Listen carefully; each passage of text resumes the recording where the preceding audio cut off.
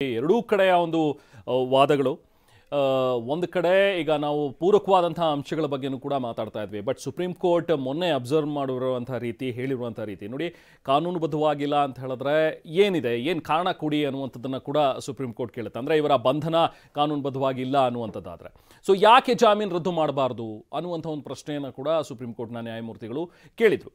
So ಹಾಗೆ ಕಪಿಲ್ ಸಿಬಲ್ ಅವರು ಬಹಳವಾಗಿ ಒಂದು ವಾದ ಮಂಡಿಸಿದ್ದು ಏನಂತ ಹೇಳಿದ್ರೆ, ದರ್ಶನ್ ಇದರಲ್ಲಿ ಭಾಗಿಯಾಗಿದ್ದಾರೆ ಅನ್ನುವಂಥದ್ದಕ್ಕೆ ಒಂದು ಸಾಕ್ಷಿ ಪುರಾವೆಗಳು ಕೂಡ ಇಲ್ಲ. ಸೊ ಹೇಗೆ ನೀವು ದರ್ಶನ್ ಇದರಲ್ಲಿ ಭಾಗಿಯಾಗಿದ್ದಾರೆ ಅಂತ ಹೇಳ್ತೀರಿ? ಸೊ ಆ ಆಧಾರದ ಮೇಲೆ ಯಾಕೆ ಅವ್ರನ್ನ ಬೇಲ್ ಕ್ಯಾನ್ಸಲ್ ಮಾಡಿ ಮತ್ತೆ ಯಾಕೆ ಅರೆಸ್ಟ್ ಮಾಡಬೇಕು? ವಿಚಾರಣೆಗೆ ಅವರು ಸಹಕಾರವನ್ನು ನೀಡ್ತಾ ಇದ್ದಾರೆ. ಸೊ ಯಾವುದೇ ರೀತಿ ಬೇರೆ ರೀತಿಯ ಕಾನೂನು ಬಾಹಿರ ಚಟುವಟಿಕೆಗಳಲ್ಲಿ ಅವರು ಭಾಗಿಯಾಗಿಲ್ಲ.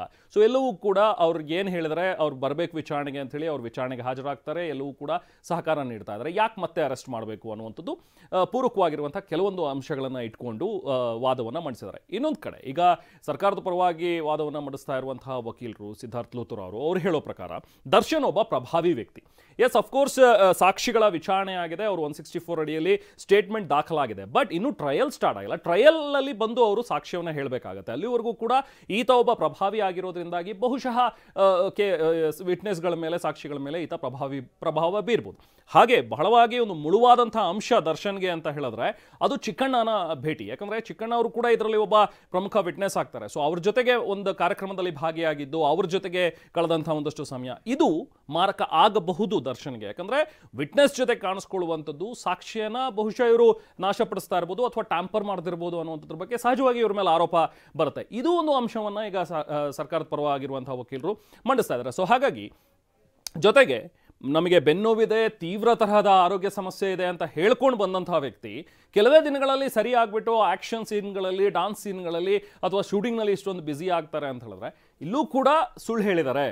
ಕಾನೂನಿನ ಕಣ್ಣಿಗೆ ಮಣ್ಣೆರ್ಚುವಂಥ ಕೆಲಸ ದರ್ಶನ್ ಕಡೆಯಿಂದ ಆಗಿದೆ ಅನ್ನುವಂಥ ಕೆಲವೊಂದಷ್ಟು ಅಂಶಗಳನ್ನು ಕೂಡ ಇಟ್ಕೊಂಡು ವಾದ ಮಂಡಿಸಿದ್ದಾರೆ. ಸೊ ಇದು ದರ್ಶನ್ಗೆ ಮಾರಕವಾಗಬಹುದಾದಂಥ ಒಂದಷ್ಟು ಅಂಶಗಳು. ಇದು ಎರಡೂ ವಾದ ಪ್ರತಿವಾದಗಳನ್ನು ಆಲಿಸಿ ಸುಪ್ರೀಂ ಕೋರ್ಟ್ ಏನು ತೀರ್ಮಾನವನ್ನು ಕೊಡುತ್ತೆ ಅನ್ನುವಂಥದ್ದು ಬಹಳ ಇಂಟ್ರೆಸ್ಟಿಂಗ್ ಆಗಿರುವಂಥ ವಿಚಾರ. ಯಾಕಂದರೆ ತಮ್ಮ ವಿಚಾರಣೆ ಆರಂಭದಿಂದಲೂ ಕೂಡ ಸುಪ್ರೀಂ ಕೋರ್ಟ್ನ ನ್ಯಾಯಮೂರ್ತಿಗಳು ಕಮೆಂಟ್ ಮಾಡಿದಂಥ ರೀತಿ, ಈಗ ಹೈಕೋರ್ಟ್ನ ಆದೇಶ ನೋಡ್ತಾ ಇದ್ರೆ ಎಲ್ಲೊಂದು ಕಡೆ ತರಾತುರಿಯಲ್ಲಿ ಬಂದಿದೆಯಾ ಆದೇಶ ಅನ್ನುವಂಥದ್ರ ಬಗ್ಗೆ ನಮಗೆ ಅನುಮಾನಗಳು ಮೂಡುತ್ತೆ ಅನ್ನುವಂಥ ಒಂದು ವಿಚಾರ ಆಗಿರ್ಬೋದು.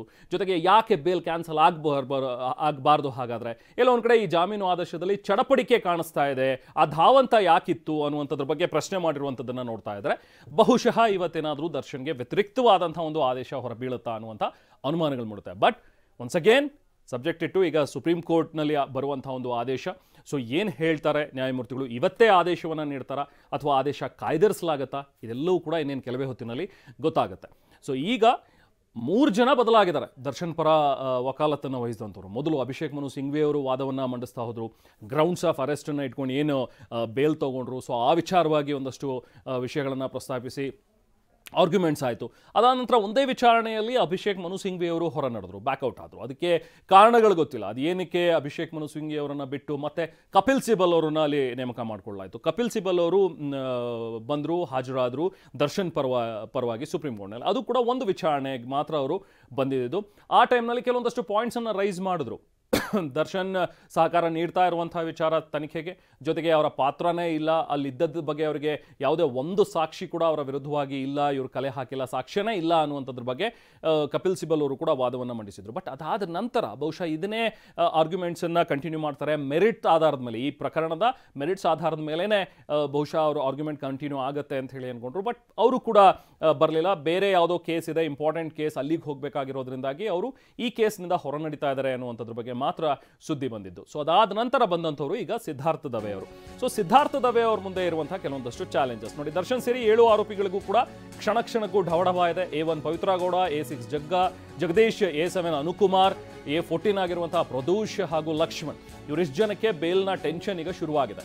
ಯಾಕಂದರೆ 7 ಪ್ರಮುಖ ಆರೋಪಿಗಳು ಅಂತ ಏನು ಹೇಳ್ತಾರೆ, ಇವರ ಬೇಲನ್ನು ಕ್ಯಾನ್ಸಲ್ ಮಾಡಬೇಕು ಅಂತೇಳಿ. ಈಗ ಏನು ಈ ಪ್ರಕರಣದಲ್ಲಿ 17 ಜನ ಆರೋಪಿಗಳಿದ್ರು, ಅವರೆಲ್ಲರೂ ಕೂಡ ಈಗ ಬೇಲ್ ತೊಗೊಂಡು ಹೊರಗಡೆ ಇದ್ದಾರೆ. ಬಟ್ ಅದರಲ್ಲಿ 7 ಜನ ಪ್ರಮುಖವಾಗಿ ಇರುವಂಥ ಆರೋಪಿಗಳು, ಇವರ ಬೇಲನ್ನು ಕ್ಯಾನ್ಸಲ್ ಮಾಡಬೇಕು ಅಂತಲೇ ಈಗ ರಾಜ್ಯ ಸರ್ಕಾರದಿಂದ ಪೊಲೀಸರು ಇದನ್ನು ಪ್ರಶ್ನಿಸಿ ಈ ಬೇಲ್ ಏನು ಕೊಟ್ಟಿತ್ತು ಅದನ್ನು ಕ್ಯಾನ್ಸಲ್ ಮಾಡಬೇಕು ಅಂತೇಳಿ ಸುಪ್ರೀಂ ಕೋರ್ಟ್ನಲ್ಲಿ ಹಾಕಿರುವಂಥ ಅರ್ಜಿ.